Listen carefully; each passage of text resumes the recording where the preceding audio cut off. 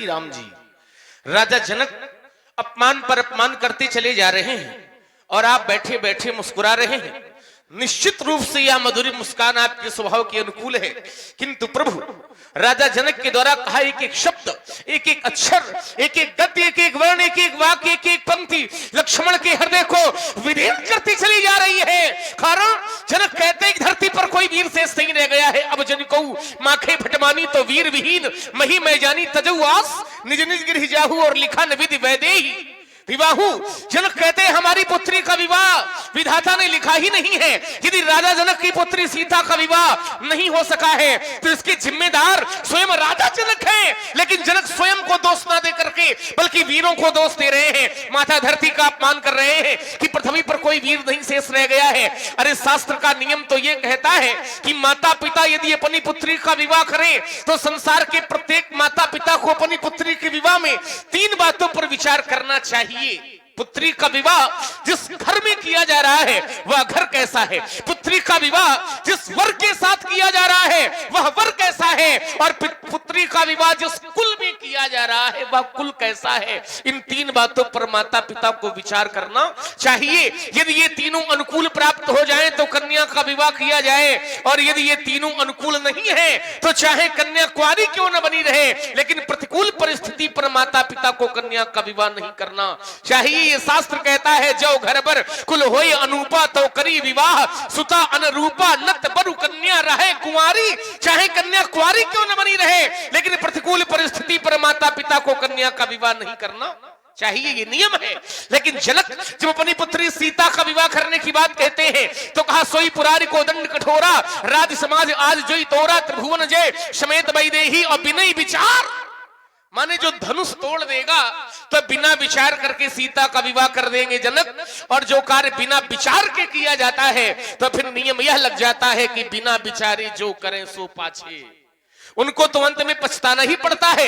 यही कारण है कि जनक को प्रायश्चित करना पड़ रहा है। लेकिन जनक स्वयं को दोष नहीं देते हैं बल्कि धरती माता को दोष देते हैं। कहते हैं धरती माता पर कोई वीर शेष नहीं रह गया है, यह धरती तो हमारी माता है और संसार का कोई भी पुत्र अपनी माता का अपमान सुन करके शांत होकर के नहीं बैठ सकता है। क्योंकि यह वीर भोग्या वसुंधरा है, न जाने कितने वीर पुत्रों को उत्पन्न करती है यह धरती माता, और यह वीर पुत्र अपनी धरती माता के स्वाभिमान की रक्षा के लिए अपने प्राणों को भी बलिदान कर दिया करते हैं। और जनक कहते हैं कि धरती पर कोई वीर शेष नहीं रह गया। यदि वीर न होंगे, यदि वीर न होंगे इस धरती पर तो धरती माँ का क्या होगा, और फिर परदेसी राजा करे राज्य तो इस भारत माँ का क्या होगा। यदि छोटी छोटी नदियां मिलकर के पाप धोमे तो उस गंगा माँ का क्या होगा, और वीर न होंगे इस धरती पर तो फिर धरती माँ का क्या होगा। हम तो योद्धा हैं, क्षत्रिय हैं, और क्षत्रिय कभी भी अपमान सहन नहीं कर सकते हैं, क्योंकि सच्चे योद्धा सच्चे क्षत्रिय अपमान नहीं सह सकते हैं, और जिनको सुनने की ताब नहीं वो चुप कैसे रह सकते हैं। रघुवीर राम जी के होते ये अनुचित वाणी कह डाली है, और ये शब्द वज्र से लगते हैं कि पृथ्वी वीरों से खाली है। अरे मेरा तो स्वभाव ही ऐसा है, अपमान न मुझे गवारा है कृपा गुरु के चरणों की, बल और प्रताप तुम्हारा है, अभिमान त्याग कर कहता हूँ यदि आवेश तुम्हारा पाऊं मैं, इस धनवी की क्या विषाद सारा ब्रह्मांड उठाऊं मैं, फिर कैसे घटिबडारू फोरी सगो मेर मूल जीव थोरी, तो प्रताप महिमा भगवाना को बापरो दिनाक पुराना नाथ जानिश आयुष हो, तो कौतुक करो बिलोकी शो कमल नाल जिम चाप चढ़ामू, और जो जन सत प्रमाण लई धामो तोरो छत्रक दंड तो प्रताप बलनाथ, और जो न करो तो प्रभु पद शपथ, कर्ण धरो धनुभात, कर्ण धरो धनुभात। लखन सकोप बचन जे बोले, डगमगानी मही दिग्गज डोले, सैनई रघुपति लखन निवारे, प्रेम समेत निकट बैठा।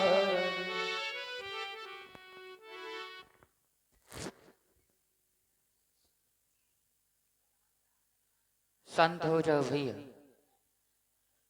इतना क्रोध करना अनुचित है। क्रोध करने से सदैव हानि होती है, क्रोध करने से कभी लाभ नहीं होता। अस्तु भैया, जो तुम कह रहे हो तौरो छत्रक दंडजिम, तब प्रताप बलनाथ जो न करो प्रभु शपथ, करना धरो धनुभात। यह कार्य भी पूर्ण हो जाएगा।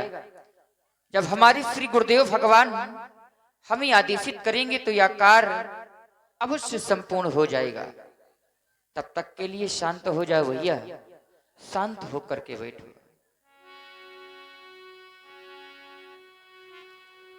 शांत हो जाबो भैया तजो क्रोध को, क्रोध में इस समय बोलना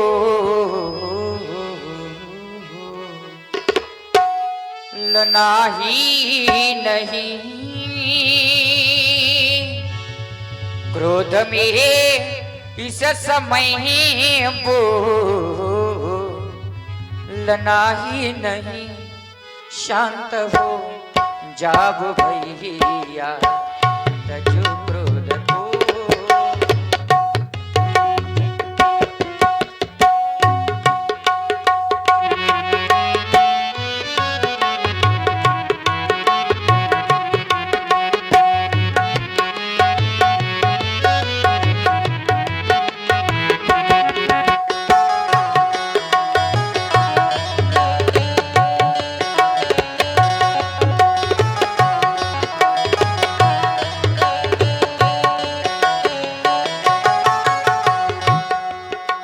अब तुम्हें शयन नहीं करना है, अब जो होने वाला है वह तुमको देखना है भैया।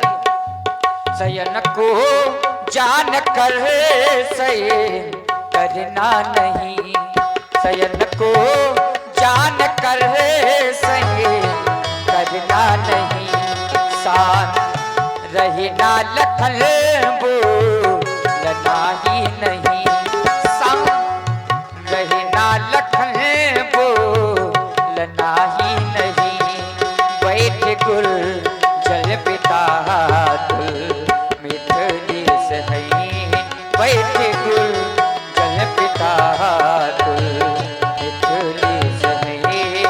इस समय क्रोध में बोलना ही नहीं, इस समय क्रोध में बोलना ही नहीं। शांत हो जाब भैया तजो क्रोध को।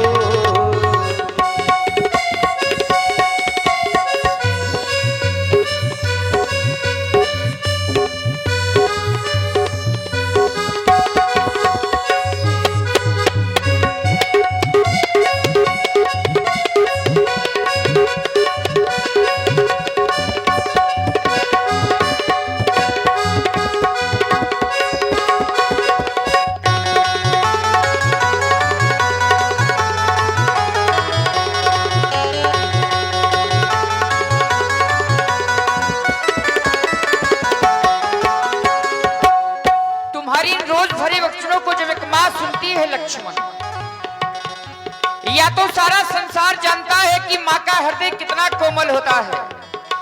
एक माँ की पुत्री का विवाह ना हो, उस माँ से जाकर के पूछो उस माँ के हृदय की वेदना क्या कहती है, उस माँ के हृदय का कष्ट क्या कहता है।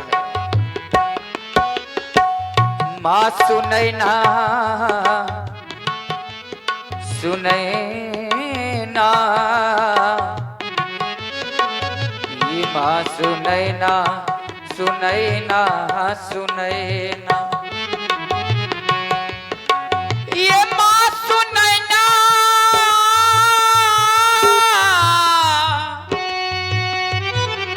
सुनैना, ये माँ सुनैना सुनैना सुनैना सुनैना, माँ सुनैना, माँ सुनैना सुनैना।